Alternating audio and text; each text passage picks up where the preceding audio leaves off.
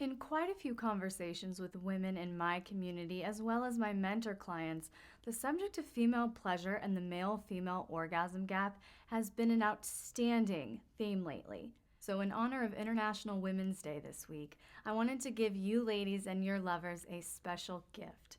So stay tuned today as I reveal the ultimate guide to female pleasure.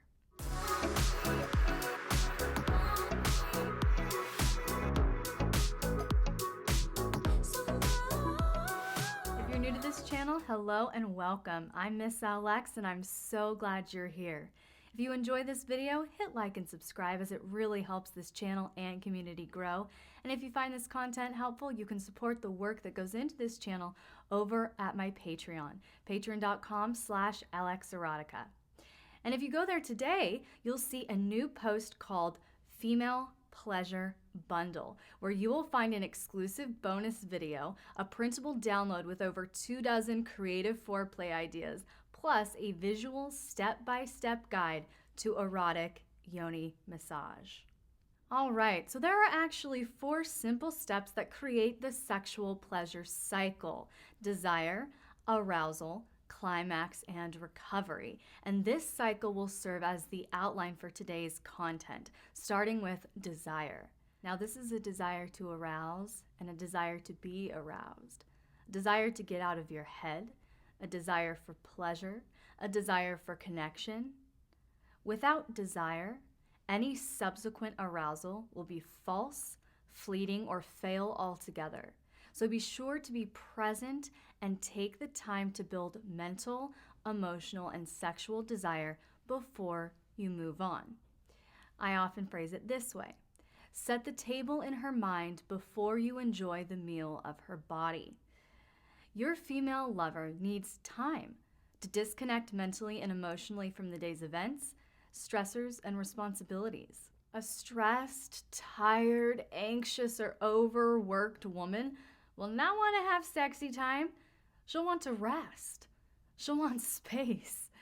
So the ideal headspace going into a sexual or kinky scene is rested and excited. So, gentlemen, remember, the nicer you treat her outside of the bedroom, the naughtier she will get inside of the bedroom. It's all connected. But ladies, it's also your responsibility to foster this energetic transition within yourself. The pressure to get you out of or into a specific headspace should not just fall onto your partner. That's not your partner's sole responsibility. So give yourself, ladies, the permission to take the time and space you need to transition out of work mode, out of mommy mode, caregiver mode, etc. You want to allow yourself this time to step into sexual goddess mode, where you own the fact that you deserve pleasure and prioritize this pleasure as an act of self-love. The next step in the pleasure cycle is arousal, which operates at a very different pace between men and women.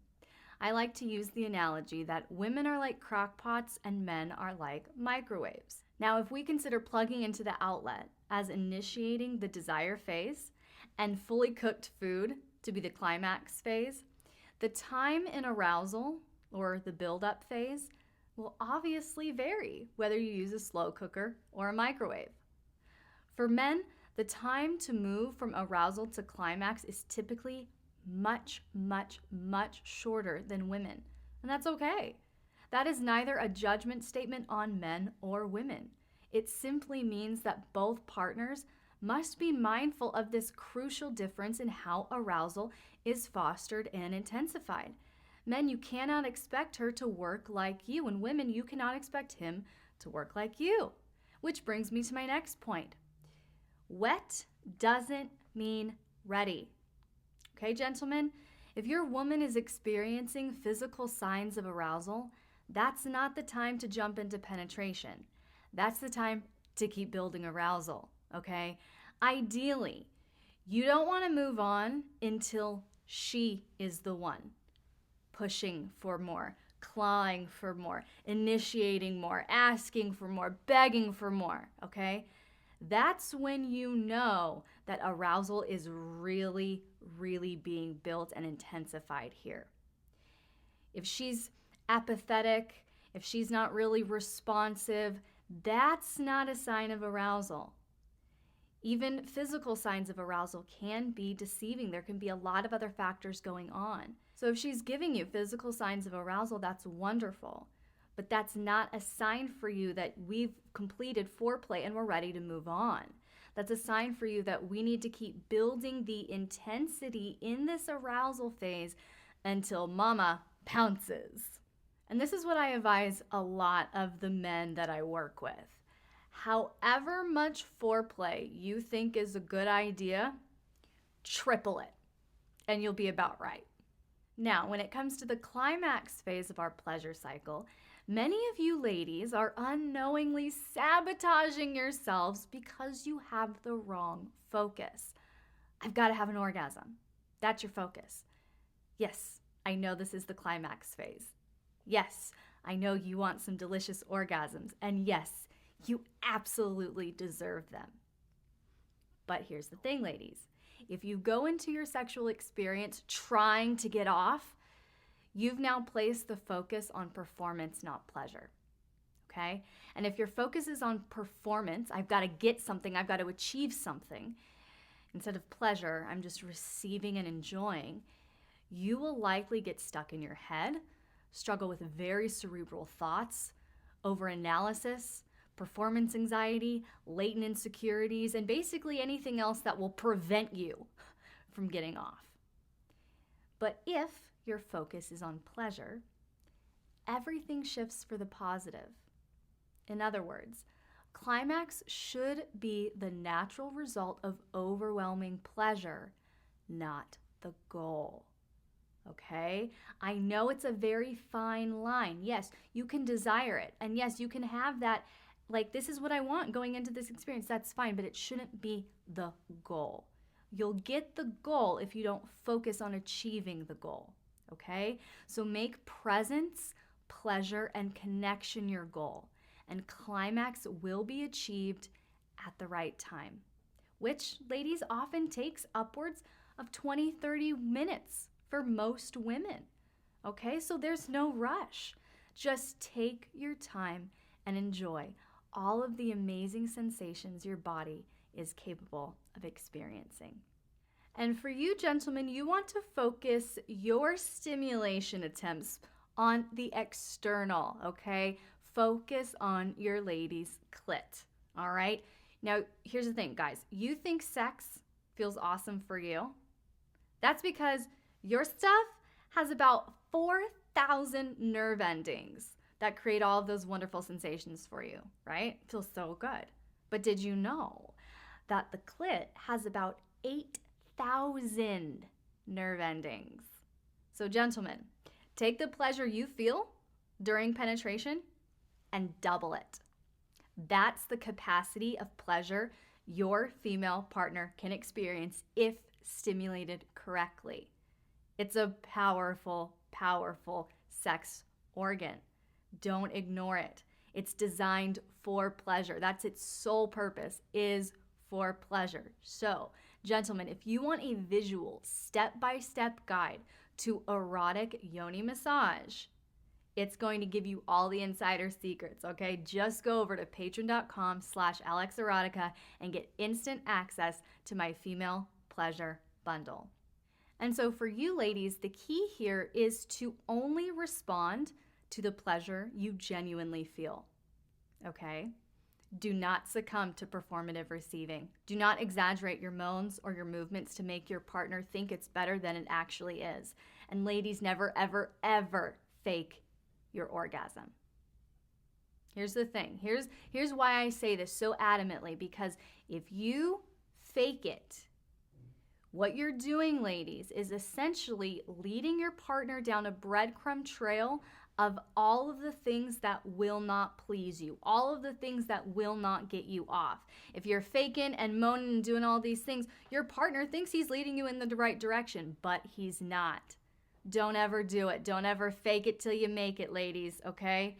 You want to give your partner clarity, okay? You want things to get better in the bedroom? Speak up. Be very clear with your desires and what you need. Do not lead your partner down this false trail that will frustrate you and confuse him. Ladies, it's time to be honest with yourself and your partner about what truly arouses you and what will bring you true pleasure and satisfaction. Ladies, you have to open your mouth. And yeah, your partner might need to learn a new or different technique. And that's okay, ladies. We're not putting shame or judgment on your male partner. Here's the thing, ladies, when you communicate honestly and clearly with your male partner, that's showing him honor. That's acknowledging to him that you view him as intelligent, capable of learning, and you acknowledge that he has the desire to please you. That's very empowering. But never, ladies, never become sexually codependent to preserve your partner's ego. Whether it's a debrief and aftercare, affection and snuggles, sharing a bath or shower, or simply having snacks and napping, recovery is the final phase, and it will be necessary for both partners in order to restart the pleasure cycle. And this time of recovery is where our bodies, our minds, our emotions will crash from the heights of the climax phase, and we'll need time to kind of climb back up and restart. And for some women, this recovery period is extremely short, where desire, arousal, and even climax can be achieved back to back or after just a few minutes of rest. For other women, the climax phase can be so intense and overwhelming that she might need to rest for a few hours or even days.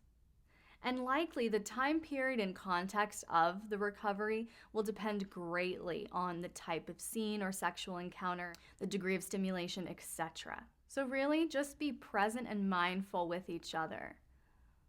What does each other need to feel reconnected, safe, grounded, etc.? That's really what this is about. In the lifestyle, we refer to this as aftercare. In the vanilla terms, it's recovery. Either way, we are making sure that both partners feel cared for and can come down safely and gradually.